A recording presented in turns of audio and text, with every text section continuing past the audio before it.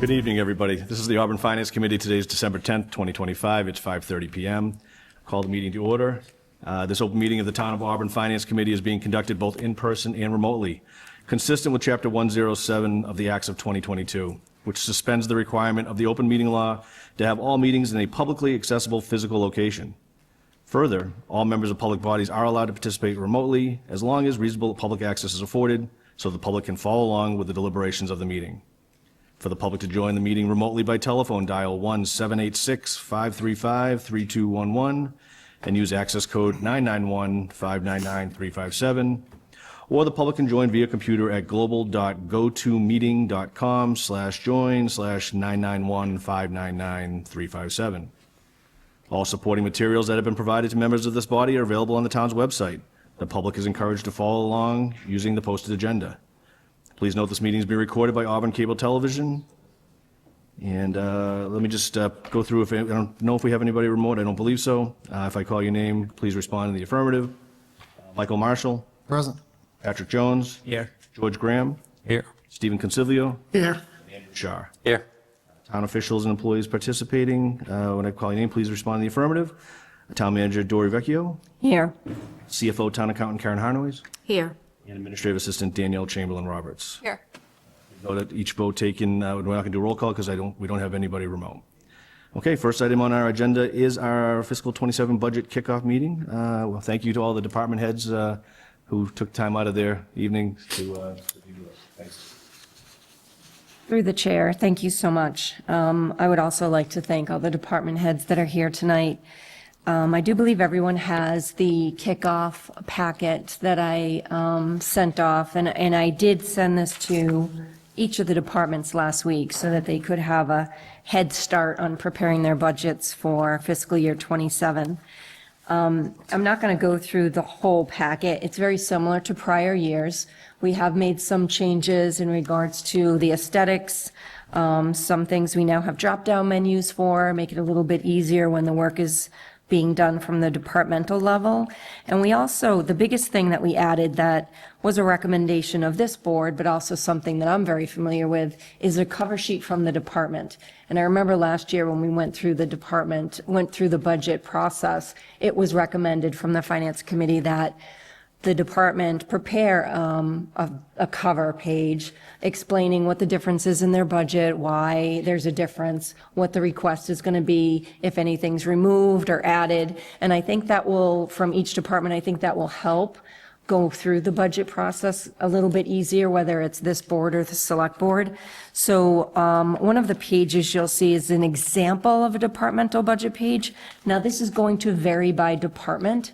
Some, depending on the type of information, like something you see from the senior center may be different from what you see from the treasurer's office, but they're all going to be working from the same type of outline, and I'm sure it's the first time they're doing it, so I'm sure they'll have questions for me. But the goal of this is to provide information that explains the difference between last year's budget and this year's budget. Is it due to contractual obligations, or is it due to a request for a new staff person, or is it due to a request for a new program, and why? So that the board has that information right from the start, and that way when we come before you, you'll be able to ask your questions. So that's the biggest change in this booklet. Everything else is, besides reformatting to make it aesthetically pleasing, is pretty much similar to what it's been in prior years. I will be amending it again probably next year to make it a little bit more user-friendly. I just didn't have the time this year to do a complete change. So from that point, I would like to introduce Karen, who is going to be doing the budget presentation, or the budget kickoff presentation. Thank you.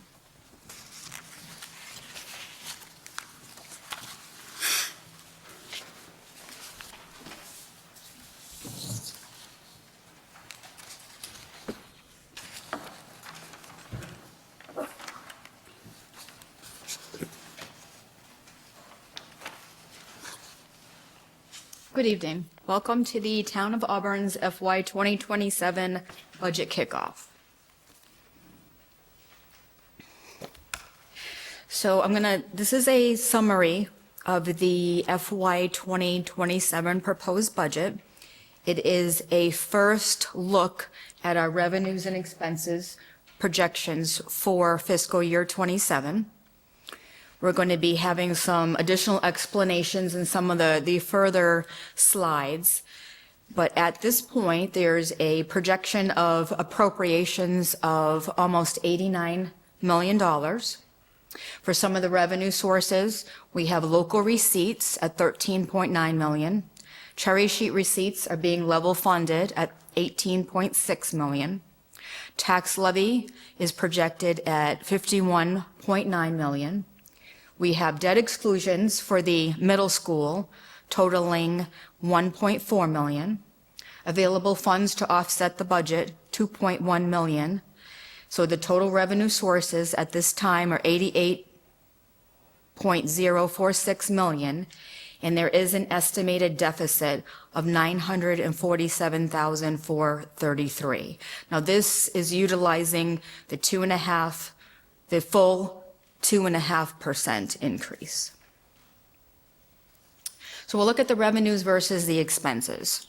In the revenues, the local receipts, even though I mentioned that they were level funded, there's a couple of items within local receipts that we'll talk about that are increasing. Cherry sheet receipts, you can see, are level funded. The tax levy includes the new growth and the 2.5%. Debt exclusions are decreasing slightly as the debt is being paid off. Available funds, we'll talk about that a little bit, at this point in time are reducing by a little over $900,000. So the total revenue at the $88.046 million, appropriations $88.9 million, with the estimated deficit at $947,000. Now, within this budget, as I mentioned, we're using 100% of Prop 2.5. It utilizes $700,000 of new growth to fund the budget, and the estimated levy utilization is at 84.87%, with the unused levy at 15.13, which is similar to prior years. And as I previously mentioned, we're raising $1.4 million outside of the levy limit for the middle school debt and interest. This chart shows new growth. The 5-year average is $740,278. In fiscal year '26, the actual new growth was $733,380. And for fiscal year '27, we're estimating conservatively at $700,000. So here's a breakdown of the fiscal year '27 projected tax levy. We start out at a base of just over $59 million. Our 2.5% increase is 1.475. Adding in the new growth projection of $700,000, it actually brings us to a levy limit of $61.2 million, but within this budget, the levy is projected at $51.9 million, which is the 84.87% of the tax levy limit. So for FY '27 revenue, the cherry sheet, as I mentioned, the state aid is level funded to fiscal '26 because at this point, we're not hearing whether there are going to be any increases. So we thought to be conservative, we're going to level fund at fiscal '26 level. The local receipts are level funded with the exception of some enterprise fund budgets and indirect costs, which we'll look at on some future slides. The available funds were adjusted based upon funds that are available to be used in fiscal '27. And again, the tax levy reflects a 2.5% increase over the prior year. The next is a chart just showing our cherry sheet history, which is actually a 10-year average of 816,774,000 increase. But you can see in the chart over the last several years, we've only had a 1.89% increase in fiscal '25, and '26 was 2.5%. And because we just don't know and we haven't gotten any new additional information as of this point, again, we're going to level fund the cherry sheet. state aid. Now for fiscal '27, available funds, basically we're using the same funds to be consistent from year to year. We have lots and graves in there, our pension reserve. We're using 1.75 million in ambulance revenue. Now you'll notice that there are some accounts in here or lines that aren't filled in. Some of those are used towards the capital budget, and right now we're just focusing on the operational side of the budget. The FY27 local receipts, all the line items in here are level funded, except there are the offsets for the enterprise funds. So you can see the golf course is in there for 800,000, sewer, 2.7 million, and cable for 200,000. Other than those items, everything else is level funded to FY26. So in the FY27 expenditure budgets, at this point, the departmental wages were increased by 2% for non-union employees. The union employees were increased by the percentage that are within the union contracts. The school department budget is increased by 4%, 1.312 million. Debt service is decreased in this budget by 821,836 due to maturing debt. So that actually is helping us. That's a positive thing. And other expenses at this point were level funded with a few exceptions. So these are the notable other expense increases. The health insurance is coming in double digits. So we have a 14% projected increase of $1.274 million. General insurance, a 5% estimated increase, $55,000. Worcester Regional Retirement Assessment is estimated at 11%, which is $633,629. There is a meeting scheduled for the middle of January where we should get a more updated number on our assessment. Bay Path assessment is increasing at 4%, $72,255. Again, I contacted Bay Path, but at this point we don't have an actual assessment increase, so we're estimating it at 4%. And then the solid waste contract is up this year, so we're estimating a 5% increase in solid waste and recycling costs for $69,660. So this is the projected budget summary by department. Again, as I said, I kind of went through the budget. I increased the salaries by the percentages in the contracts, and generally the expenses are level funded except for the ones that we spoke about. So it continues on this page, and that shows the total annual appropriations at $88.994 million. So just as a projected, the FY27 projected recap for the budget, total appropriations 88.994, total revenue 88.046, with the estimated deficit at $947,434.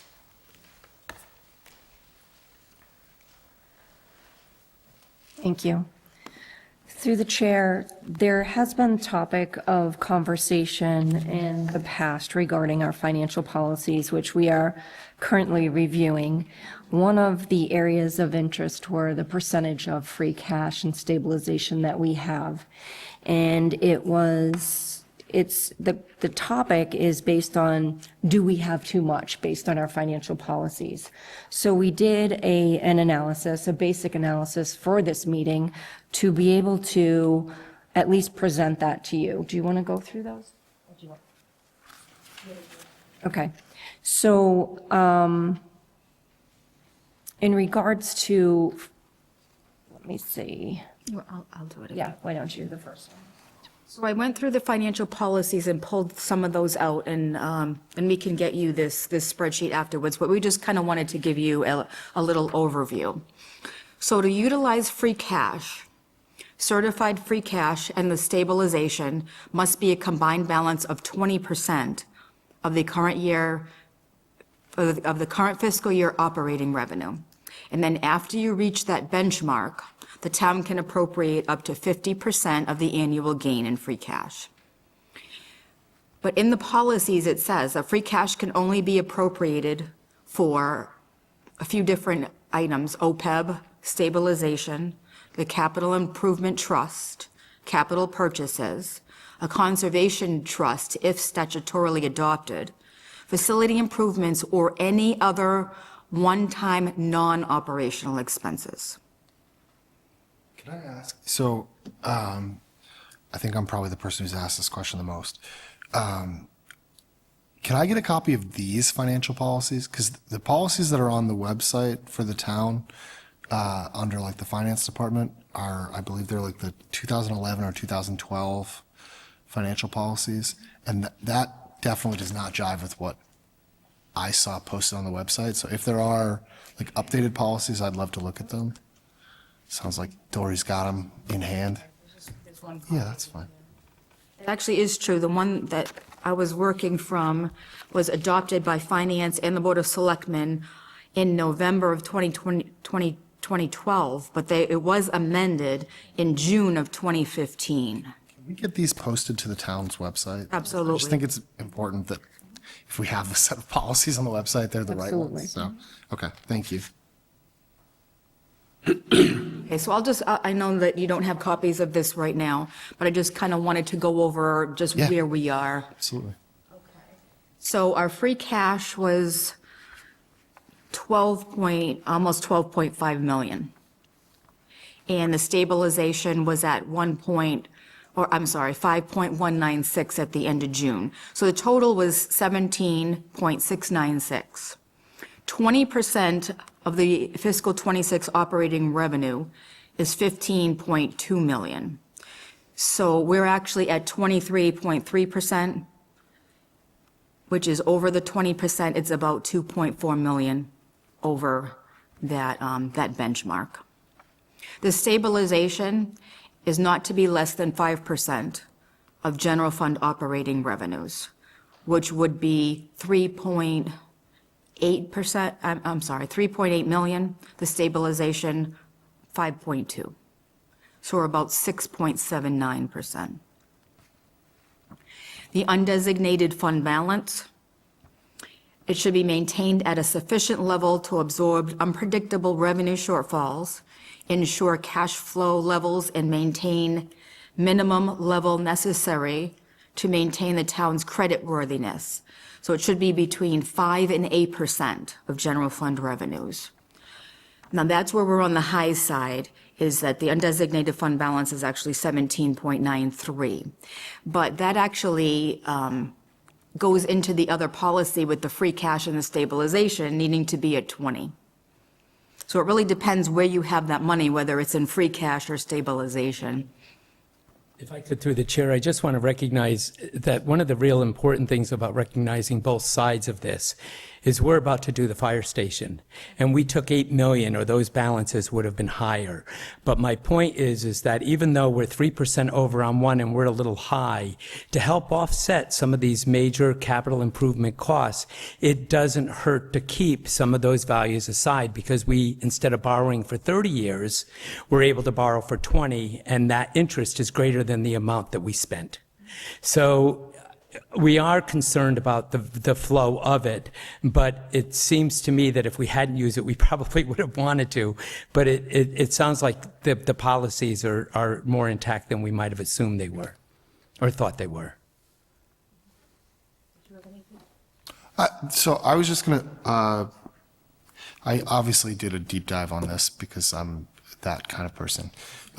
So I went to the state agency whose name escapes me at this moment, but the guidance that they put out, I think in 2022, was significantly lower than I think what our financial policies say. They indicated like 5 to 8% total in free cash, and they don't really particularly get into the stabilization part. But if our number is up around 17, I think it's worth having a discussion of whether our policy needs to be updated. I know that we're obviously concerned about bond rating. We do a decent amount of borrowing for capital projects and everything else. But I think that given that we did just take $8 million and we're still over where we should be, I think we've been too conservative in the past as far as saving this money for a rainy day. And I think the next year or two are probably going to be particularly rainy years. And I guess from my perspective, we're already taxing at 2.5. People are going to be upset by that to begin with, because that's been the last 2 years and people are upset about it. And whether I agree with that decision or not, it's not up to me, it's up to the select board. And I frankly think it's probably the right call. But I just think having money set aside and not using it, like, I understand that this is the very first draft of the budget, but when we come in about $800,000 or $900,000 under where we were for free cash last year, and we also have a $900,000 deficit, for me, at least, the message is that we care more about setting money aside than we care about funding services in town. And I don't think that that's true, to be very clear. But I think the optics of it aren't great. So I'll just say that. If I can, through the chair, that is the reason why we wanted to present this information tonight, right in the beginning, because there were questions about the policies and they do need to be updated. But although we're coming in with something and it's preliminary and we won't know about state aid till the end of January at MMA conference, and there's still a lot, obviously the budget's just the kickoffs tonight, so I don't even know what the departments are going to bring in, but we need to know where we are on these percentages, because it does make a difference. And if there is an area where I could recommend funding some more capital from free cash, because our numbers are like this, that may be something that I recommend to finance or to the Board of Selectmen to reduce some of that and reduce I don't know if we'll ever be able to reduce the 2.5%. We'll have to look, but it just gives us a little bit more flexibility. And I wanted to be transparent on what our numbers are. She's going to send this to all of you. We can post it online. It's basic numbers that follow our financial policies as they're written right now. I'll also just say, like, if we're examining our financial policies anyway, I think having a discussion about what we can use free cash for, if it is limited by our policies, is something that we should do before it's too late. Because, I understand that we want to save money for capital projects and everything else, but if we can't fund operations in the next several years because the economy is not doing well, then that's obviously a bigger issue, so.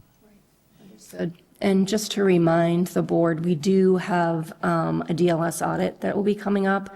We have done outreach to them we're next in line. So that's great news. And they will be looking at our financial policies as well. So I look forward to the interaction with them. It's probably going to be through the whole budget process that we're working with them. But I think another whole set of eyes is, with that area of expertise, is just going to benefit us, so. DLS is the organization Yes. whose name escaped me 30 seconds ago, so. I just had two other policies that I just wanted to mention. I know one of the Finance Committee members had asked about debt, and there are in the debt guidelines.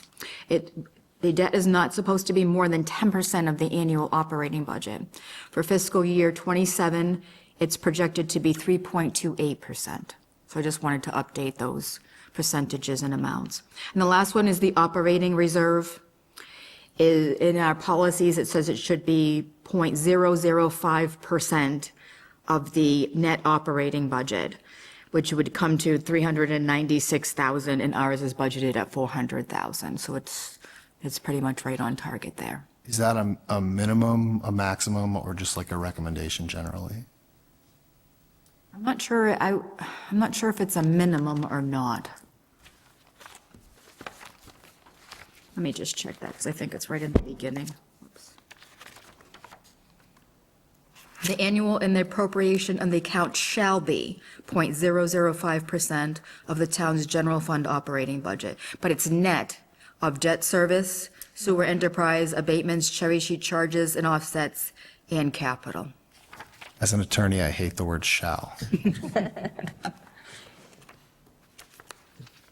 Mr. Chair, I just wanted to my peer's point here, I also want to mention, because the staff is here and the managers, which we're very grateful are here, I just want to acknowledge the narratives that we're asking for. It wouldn't hurt for you if you're in a narrative and you're going to talk about adding a person or doing something, that you explain the need and you go beyond year one or year two with that plan. Because your narratives combined with I guess we would call them redesigned fiscal policies, could enable us to find ways now with that knowledge to support a longer-term plan. We can no longer just sit here at our budget meetings for fiscal year 27, we do it for a CIP is where I'm heading. We think about what is 28, 29, 30. We know it's a moving target. We know your capital plans, things change. Your operating budgets are going to start to have to be that way. You can't just think about what you're going to do for 2027, the impact it's going to have for 2028, 2029. And an example would be the 1.9 million for the fire station. And we know the big change that that's going to make in some of the things going on in that department. So when we talk about the changes in the fire department right now, we're not just talking about what's happening in fiscal year 26. We're talking about 27, 28, 29 from an operational perspective, because some of these major decisions, for me, it's never the dollar amount. You could add a new person in your department and it can be $25,000 or $40,000. It could be 60. But the other thing that you want to think about is what is the impact that that person who you are now bringing in, or that change that you're making to your budget is going to have 2 or 3 years down the road. Because if we have that insight as a board, we can help the people, the managers and the CFO and the other people in the town make the decisions to make that work. So I just wanted to add that, so we're not just looking at fiscal policies, but we're looking at a plan to approach our regular annual budget. I know it's, we gave you all of this and now you're asking for more. There's never too much information, and this is a great start. But we do, like Michael also mentioned, we're at another year at 2.5. We might have to be there for a little bit, so we want to try to relieve some of that. However, at the same time, we're running some things. We don't want to run at the capacity with our budget that a city like Marlborough or someone who's, 3 times our budget size, because a small community like Auburn just can't support that. But I know, watching a selectmen's meeting a couple of weeks ago, Selectman Carpenter did say, when we were discussing, when there was something else on the table, that Auburn isn't like any other community just around it. We're creative, we're thoughtful, we're supportive, and we want this to be the best that it can be. So I just wanted to add that to not just the fiscal policies and not just the budget we're working on, but to get everybody to understand that the more knowledge we have, the better we can all help one another. Thank you. Just wanted to add that. Thank you. Sure.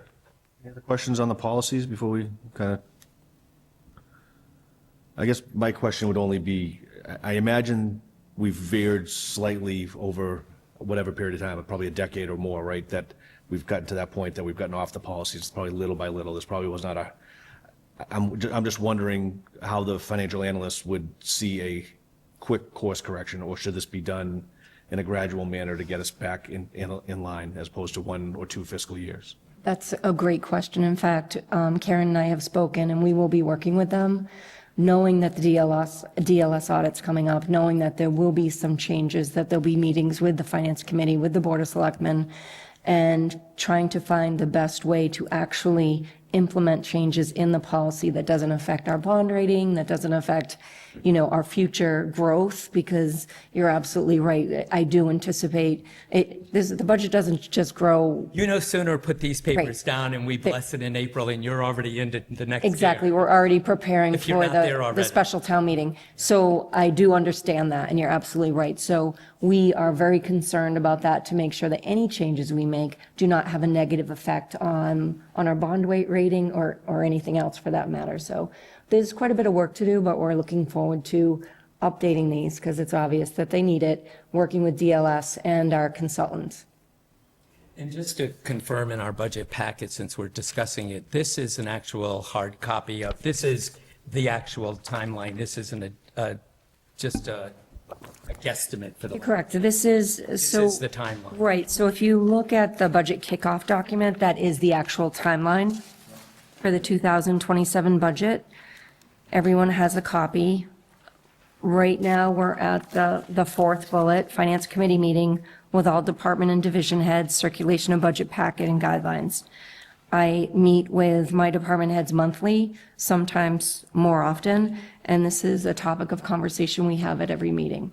So it's not new to them. It may be a new presentation and maybe new information is being asked for, but in general, it's not really that different.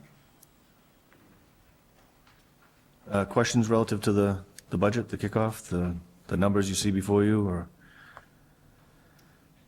I guess I'll ask a question for people sitting at home, and, the last line on your presentation is $947,000 deficit. And people are saying probably, oh my, what does that mean for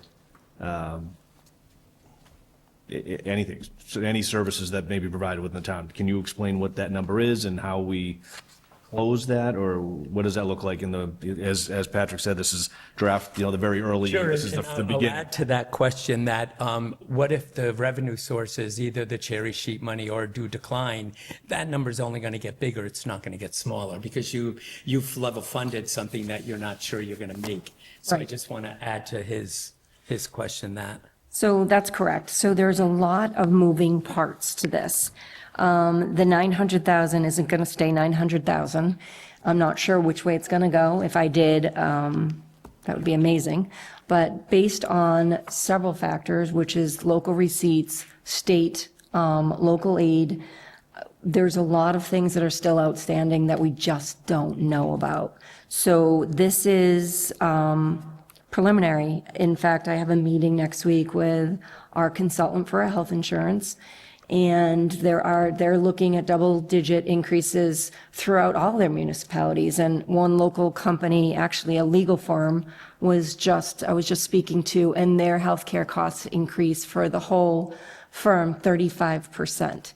So we have some huge issues in healthcare. In particular, pharmaceuticals is one of the biggest areas. So I am going to look to meet with the IAC and work with our consultant and go out to bid, try to find ways to save money, whether it's through I don't think I'm going to change the cost sharing, the 75-25, because I also don't want to, decrease morale and compete with communities that pay 25 or have the 25-75 split. I probably won't do that, but plan design changes are always an option. And that's something that is important to continue to look at, not just this year because it's tough, but every year. Because incremental changes are a lot better than one big change after 10 years. That really hurts. So those things I'll be doing annually. And we are going out to bid for probably the first time in several years for health insurance next year. And basically, because we're self-insured and we have a healthy trust, all of our claims information goes from our consultant right to these providers, and they're able to bid on actual claims data.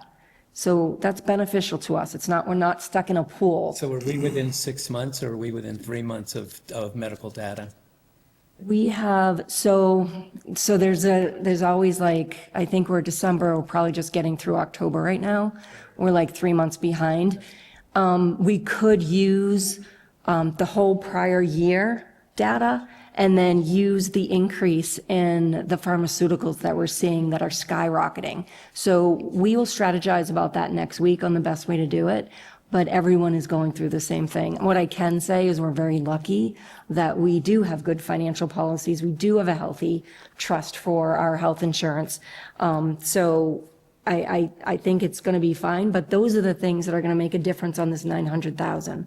So there's just so much still out there. I can't provide a relief to our residents that are listening to this, because I think this is probably the first time they've seen a number like this at one of these meetings in 15 years. And I recognize that, but I am going to be transparent, and I'm going to try to whittle that down, but I'm going to do it in a way that makes sense for the town and that's strategic and that does affect many years to come.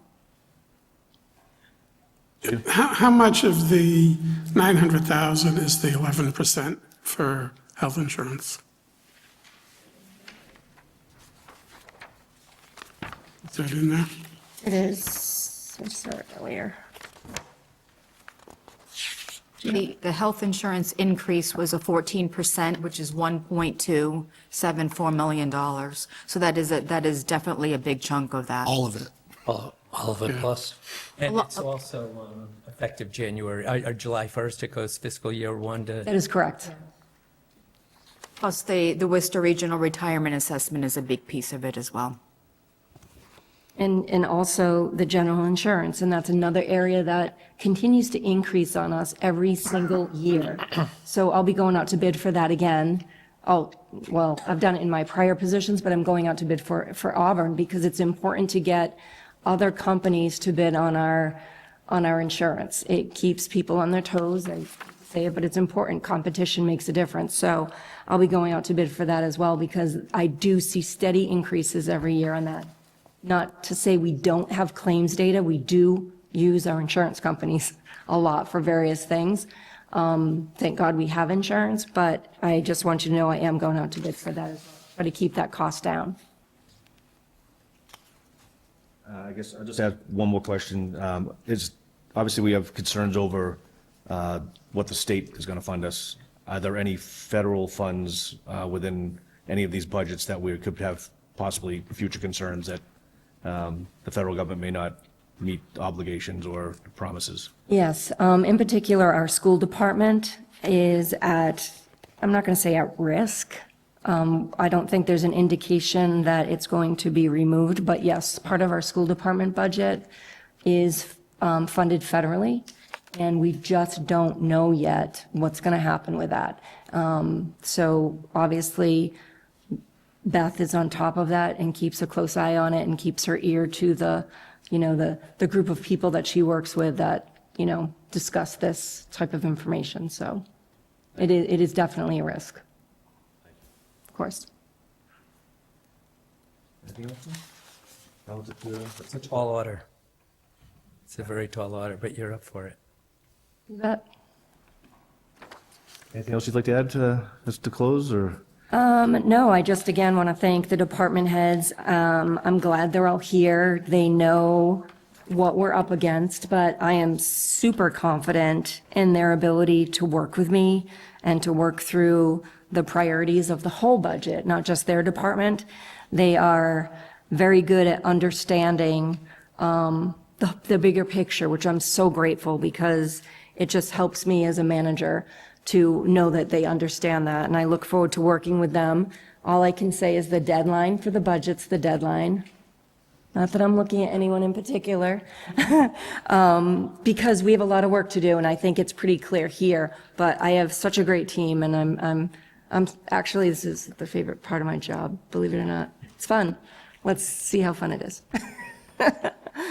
Yeah, no, thank you for the adjustments in the process and the forms, and yeah, I certainly will encourage any department heads to come in, and many departments do come in and present their own budgets and advocate for themselves, be creative. I'm not saying you have to get up there and flashy PowerPoints, but we don't know what we don't know. You certainly go behind closed doors with the town administration to advocate for your departments, but we certainly would like to hear and get to know folks in the town through this, medium, gets to sort of hear from you and hear what, where the money's being spent and what services that they get out of it. So beyond the cover sheets, which would be great to look at and prepare in advance, we'd love to, see you in front of us and course. make some presentations, so.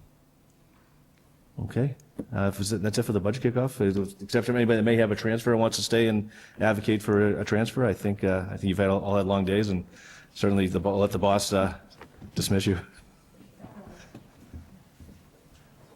Thank you. Thank you, everybody. I think we have two transfers. Our next agenda item.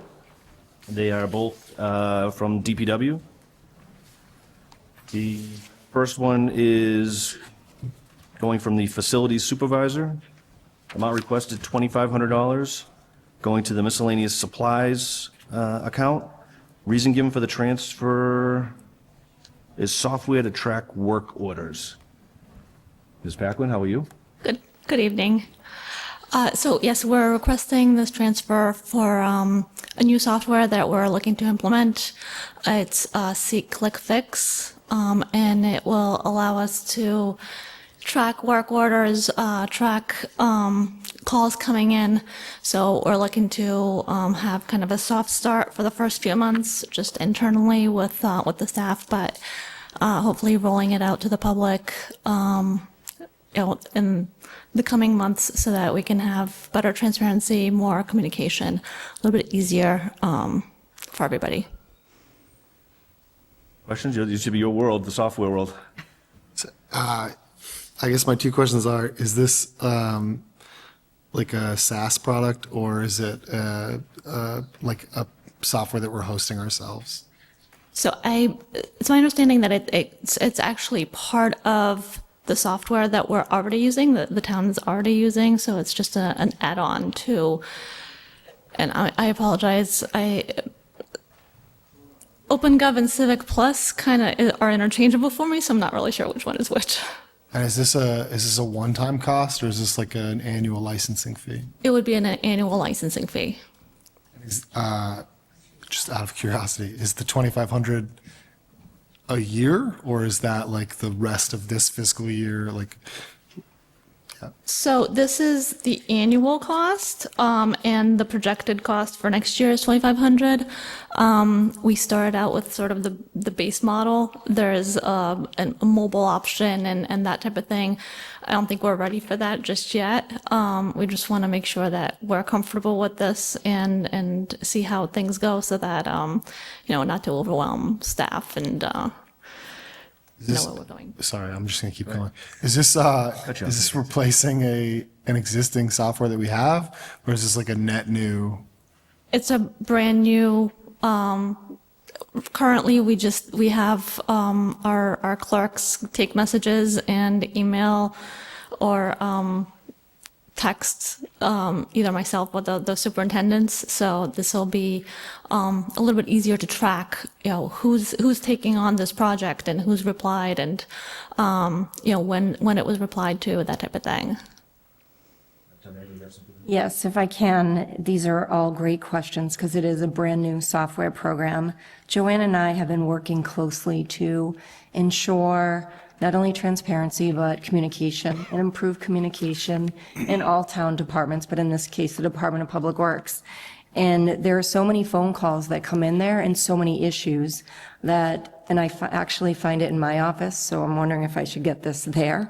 But the emails come in with the messages, and as you do your emails, you may lose it. The email gets too far down, you don't get back. This system, specifically for DPW, will actually track the issue with the name, the number that you can go back to. It's a great system, and actually, I believe Danielle here was the one that recommended it several months ago.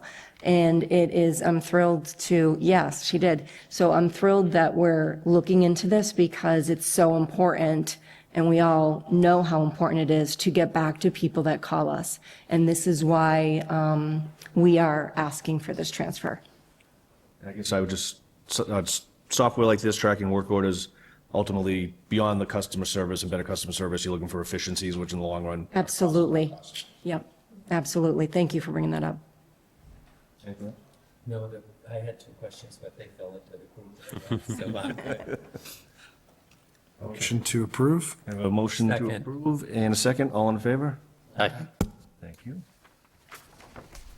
Next one is DPW stormwater coming from the wages account. Amount requested $6,100, going to the GIS and inspections account. Reason for the transfer, Eddy Pond Dam Phase 1 inspection.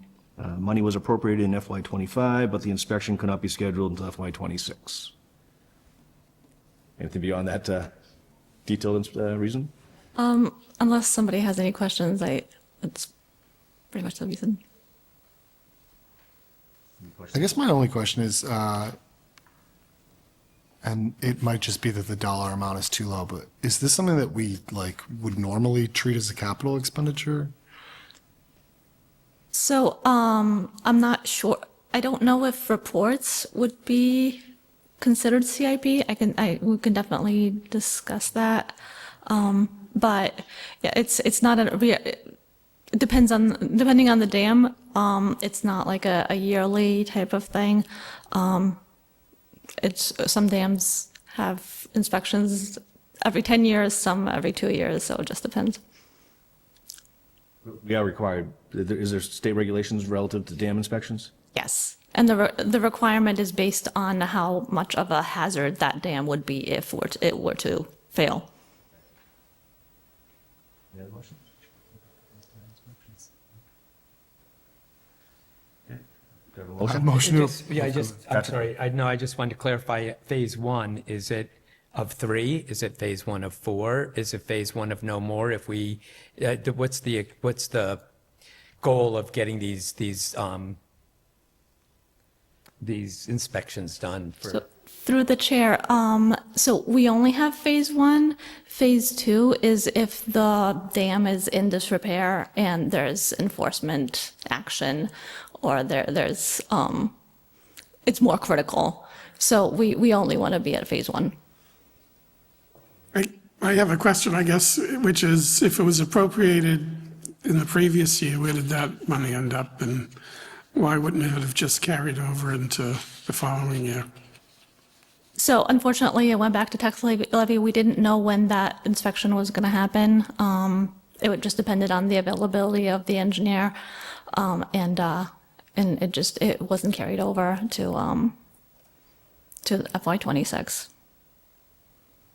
Did that answer the whole thing, Steve, or did you, as to where the money went, do you want to cover that part? I can clarify a little bit more too. When it comes to the operating budget, unless you actually have an obligation, which would be you have a contract with the vendor to do the inspection, then you could, if you do have one, you can carry it over. But if you don't, sounds like in this case, because they couldn't get the inspection scheduled until fiscal '26, we're not able to carry it over. So it dumped into wages automatically? So it would have closed out to free cash. So you can't encumber it beyond a certain, like 90 days or something? You couldn't have gone and encumbered it without the contract? Correct. If it was like a warrant article, those we could carry over, but in the operational, you can't. Great. Thank you for the clarifying. So if the dam was to be inspected in '25, are we behind what the state is looking for? Are we in any kind of regulatory issue? No, it was inspected in '25. It just wasn't inspected in FY25. It was after Gotcha. July. Okay. I gotcha. Thank you. No additional questions, do we have a motion? motion to approve? Second. I have a motion and a second to approve, all in favor? Aye. Thank you. That's it for transfers. We did have some meeting minutes that were tabled from I believe the last meeting, the April 2nd, 2025 minutes that we have presented to us now, as well as the minutes for, I'm not sure how we got out of order there, but, okay, November 19th, 2025 minutes. The April 9th ones aren't quite ready, so we have the April 2nd and November 19th minutes before us. If there's no questions on these, how did we handle it last time, Patrick? We just acknowledge no changes and then we move it along. Okay. So just, if nobody has any changes or amendments that they want to make to these, we'll, Deemed accepted. Deemed accepted. Deemed accepted, I like that. Accepted.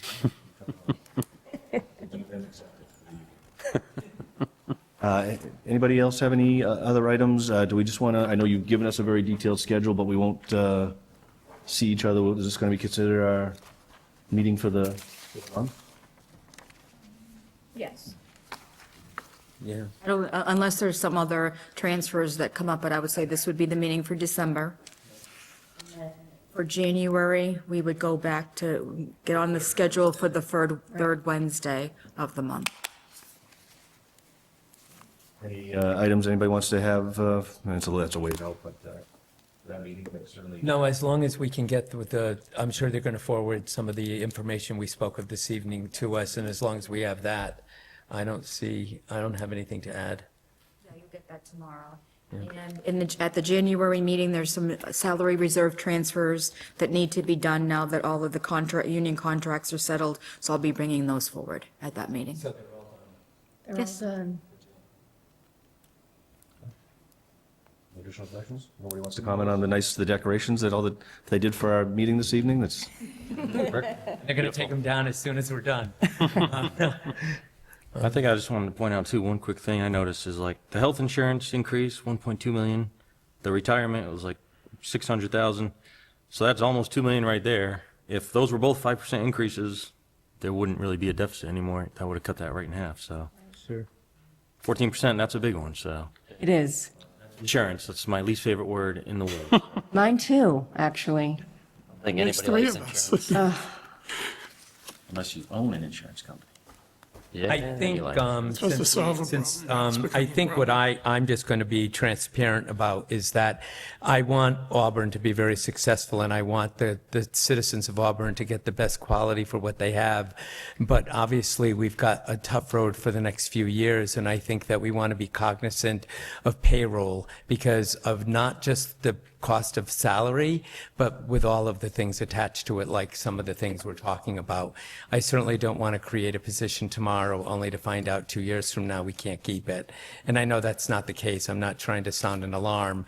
I'm trying to prevent decisions being made that later are going to, and I have all the confidence that the team that's working with this budget this year is going to make it work. The deficit doesn't even concern me. And nobody has anything else to add? Do we have Motion a to adjourn. motion? Do we have a second? All in favor? Aye. Adjourned.